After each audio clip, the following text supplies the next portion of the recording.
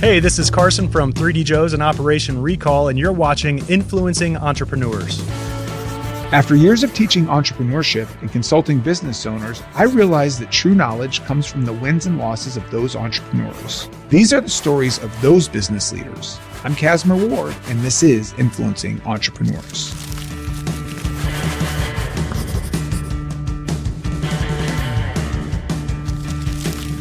Today we're talking with Carson Mataxis with Locomotion Media Group. Thank you for being here today. Thank you for having me. So is Locomotion Media Group the first company that you've ever started? Well, when I graduated college in 2002, I immediately set up a LLC incorporated in North Carolina called Scrap Design LLC. Don't ask me why. And so I did freelance work under that banner for, I would say... And what type of freelance work was this? All video and animation. So when I went to college, I ended up getting 2 degrees, art and design and mass communications. And so I set a goal early on that I wanted to be employable in video production very early on in my college career. And so I only took courses that would help me achieve that goal. And it worked out because I was employable by my 4th year out of the 5 years that it was going to take me. I got a video production job with a video production company. They were a little older too, right? So every practitioner there, I would say, looking back at it now, I was early 20s then. So everybody seems older when you're 20s, then I'm mid 40s now. So they were probably my age. They were probably 40s and 50s. And I was 22, 23. And you're probably know all the newest technology. Oh, absolutely. You've probably already grown more into where the industry was than they were. Yes, that's what happens in the creative industry if you fall into the trap of not continuing to train yourself, learn new things, and establish new styles, right? It's just like everybody has those parents that they talk about that are stuck on the music they grew up on. I've always tried in my professional career to not be that way. Don't get stuck in one certain aesthetic or one certain style, continue to grow my skill set and continue to evolve stylistically to keep up with what's happening. So coming out of school, I started my first LLC as a 22-year-old, Scrap Design LLC, and I did freelance video and animation under that. On top of working with this agency? Absolutely. Okay. Yes. I've always believed you need to have multiple revenue streams from day one. Started my first job at Russell's Fish House at 14 years old. And was also still doing, yard work for the parents for money or, any other way. I was doing commissioned illustrations for people in my hometown. Anything I could do, I was always hustling, buying and selling comic books to support my comic book habit. I've always believed in having multiple revenue streams. So what ends up being your last W-2 job? My last W-2 job was at Duke University. I worked there from 2012 to 2015. So you leave there? Yep. And then what's the first? I was terrified. I took my parents to Cracker Barrel. Right. All right. Where all life decisions are made. Yeah. And I told them the news that the position had been eliminated. It was a reduction in force. I told my parents about it. I remember my brother came to the lunch, and it was very soothing and very calming. They were all like, "Look, you've always just been super ambitious. You've got an amazing work ethic, and you're incredibly talented. So there's no doubt you're going to land on your feet. Just had to figure out how to make it happen." And so I immediately incorporated my second company because I let the scrap design one go long ago. So I made Locomotion Media Group. And to me, Locomotion was, it's all about powerful storytelling. Nothing more powerful than a locomotive. And I do motion graphics or motion pictures is what I tend to create for people. So video production is motion pictures and motion graphics is design and animation. So Locomotion Media Group was born. And my first year out of Duke University, I doubled my salary. So how do you start finding clients? So luckily I had been working for other people for 13 years. And my biggest piece of advice, number 2, right behind setting long-term goals and work steadily to achieve those goals, is build your network as you go. Remember, I'm terrible with names, so I'm not one of those guys that's going to tell you, you have to remember every name. You don't. But be really good at filing away emails, or be really good about adding people to your address book and putting in contextual notes so you'll remember who they are, why you remember them. Go so far as to write down, their family names, their wives' names, their kids' names. People love that, man. When you put some effort into just jotting down notes, and then when you talk with them, you refresh yourself. You don't have to remember everything, but it shows that you care, that you wrote it down and you read it again and you remember it when you talk talk to them again. Like, how's Jenny doing? They love that. Right. So anyway, I had 13 years of working with other people, so professionals in the industry across various practice areas. Luckily, the advertising agency, you work with a ton of different industry verticals. When you're in an advertising agency, you're not pigeonholed into one type of industry. So, there was healthcare and consulting and, educational stuff. It was just across the board at the ad agency. So I had a really good, diverse list of professional colleagues that I could reach out to, and then clients that I had worked for that were more than happy to work with me outside of the auspices of the advertising agency, where they were billing me for $200, $250 an hour. I could now bill them $75 an hour, and they were thrilled.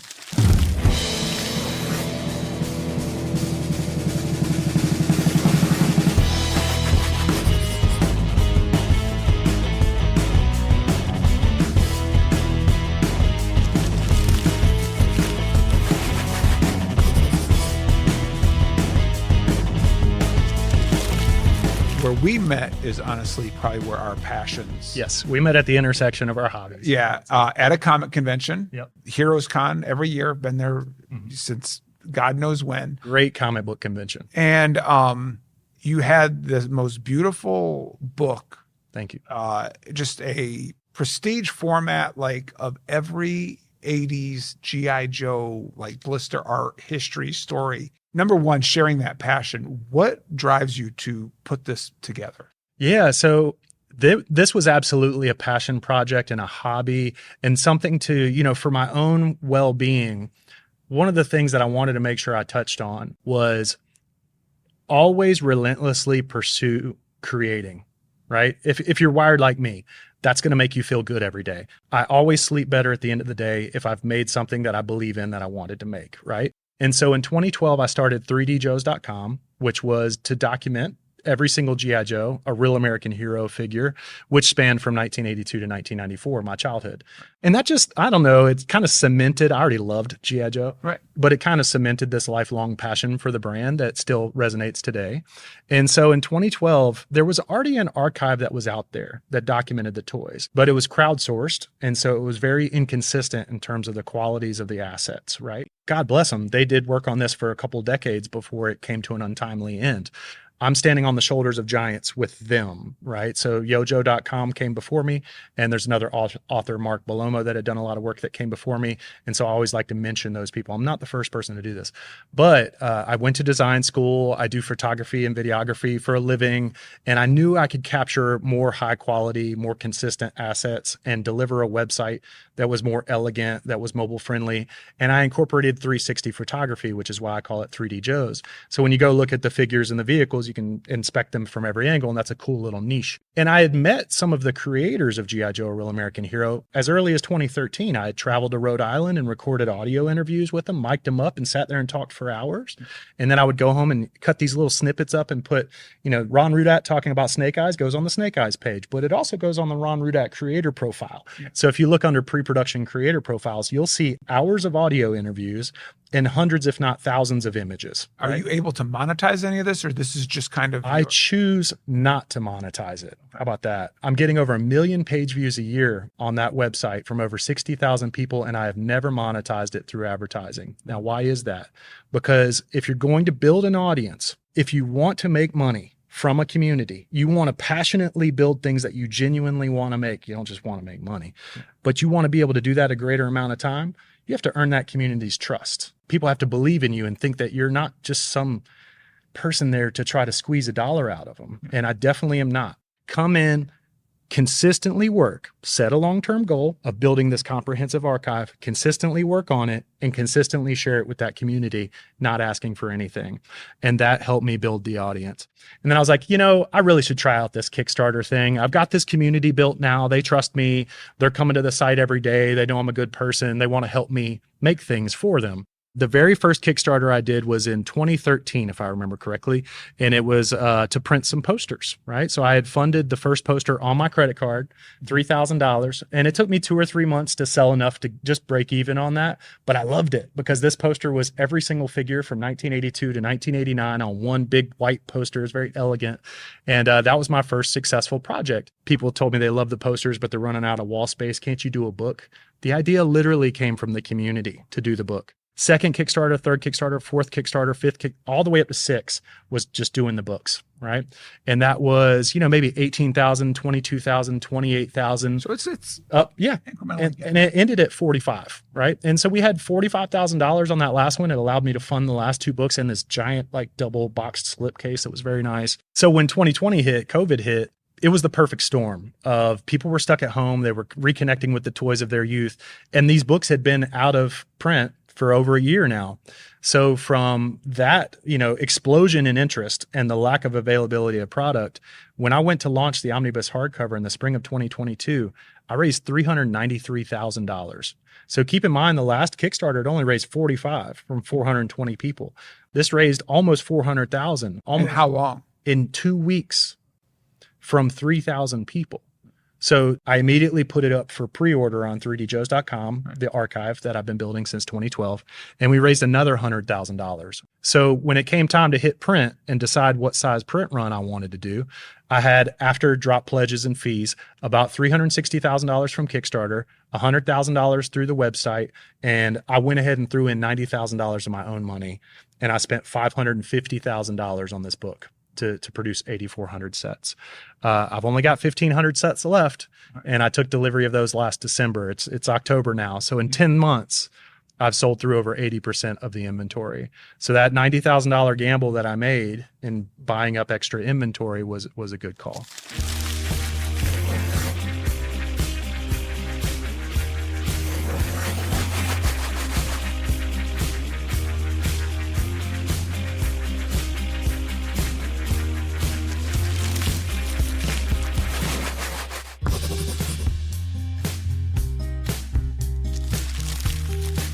So that leads into your most current project. Yeah. So it's crazy, man. It's crazy how these 2 big ideas literally popped at the same time within like 6 months of each other.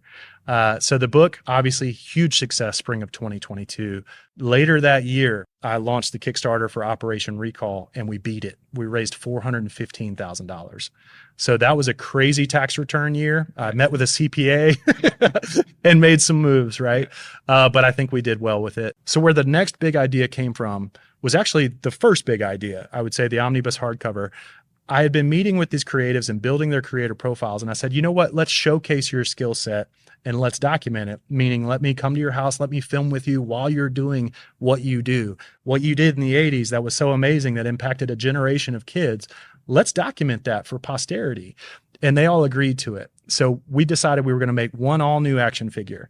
And it was going to be everything from ideation sketches to the brand manager marking it up, to revising the sketches, to creating final line art, to creating color studies that gave you all the different color options, to creating figure sculpture sheets that the sculptor would work off of to make sure that the figure was sculpted exactly how the designer wanted it. Literally a toy company. The entire process. And I was already familiar with this process because I had already created their creator profile pages and interviewed them in depth about what was their process. Yeah. So I was like, let's just take that process and film it and let's do it. Let me see it. Let me document it and share it with everybody. And they were all excited about it. So we were just going to do one figure, and this was going to be one chapter in the book, right? Creating an all new action figure. And the idea got too big to be held down by this first idea, or to be balled up and packaged with this first idea. So one of the tips that I would give is never be afraid to demerger your ideas, right? If you think one idea is building on the other idea, but then you realize, holy shit, there's so much opportunity here with this. This is a big idea of its own. Demerger. Break that off, make it something new. And so I decided to do that. The chapter of the book went away entirely. And so it became its own endeavor. I've worked with Hasbro to try to get them to license it, make it G.I. Joe official. But as of right now, they're not taking me up on it. But again, like the book, they didn't license it for 7 years either, right? And here it is, licensed and branded. So we'll see, that might happen, but we're preparing as if it's not going to. And so we're calling it Operation Recall, because in the military, the government can recall retired soldiers in times of great need for the country to come in and, say, for example, when COVID hit and they had to build all those temporary hospitals in Manhattan, they recalled some retired troops to do that. So recall was just kind of front of mind for me then. And so I decided, well, that's exactly what we're doing with these old creatives. We've got the figure designers. We got 2 of them. We got the brand manager. We got the package painter. We've got 2 contract sculptors. We got the packaging executive that did the branding. We've got the author that wrote the file card and the comic books. Like we literally, the analogy I use with people that aren't familiar with the toy industry is basically I got the Beatles back together to make an all new album. So as we wrap up, short quiz. Sure. Best G.I. Joe figure from 82 to 94. Okay, so personally, it's going to be Falcon because my dad was the Green Beret. Falcon's the Green Beret from 1987. That's a little biased though, and I accept that.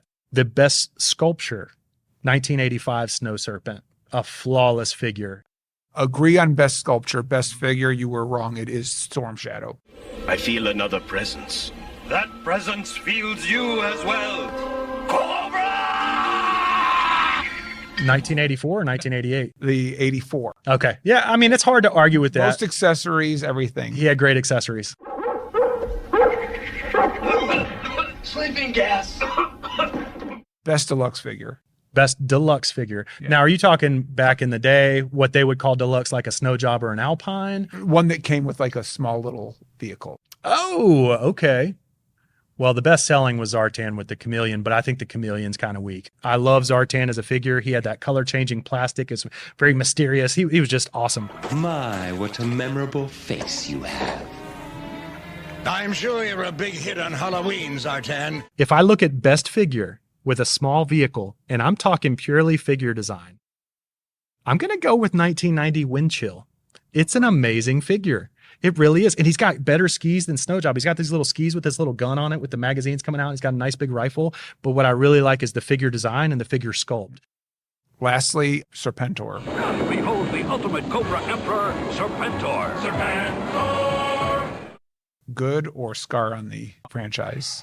I will say it irreparably changed the franchise. And it just pushed G.I. Joe in an entirely very fantastical sci-fi direction.